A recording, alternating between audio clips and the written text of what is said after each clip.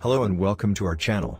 Today, we'll be taking a closer look at the step-by-step supply chain in the textile industry.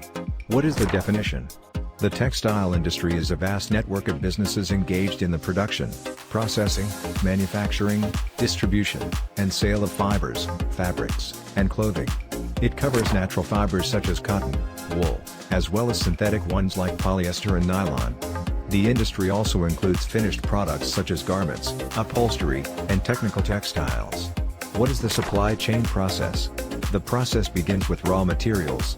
Farmers cultivate cotton and other natural fibers, while manufacturers create synthetic fibers through chemical processes. This stage includes harvesting cotton, shearing wool, or producing man-made fibers that meet quality standards for further use. Next comes spinning. Raw fibers are cleaned, carded, and spun into yarns, which are then woven or knitted into fabrics. At this stage, dyeing, finishing, and blending techniques are applied to give textiles their desired color, strength, and texture. Once fabrics are made, they undergo additional processing.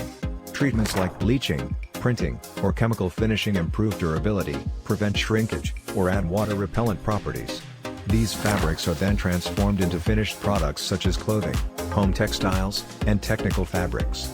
After manufacturing, textiles are shipped to distribution centers, ensuring they reach retailers and online platforms on time and in good condition. The final step is retailing and consumption. Consumers purchase textiles in stores or online, while retailers play a key role in product presentation, pricing, and adapting to fashion trends. Once purchased, textiles become part of everyday life, from clothing and accessories to household furnishings. Quality control ensures textiles meet global standards for safety, durability, and sustainability through inspections, testing, and certifications. Thanks for watching. Get more at www.suppliersplatform.com.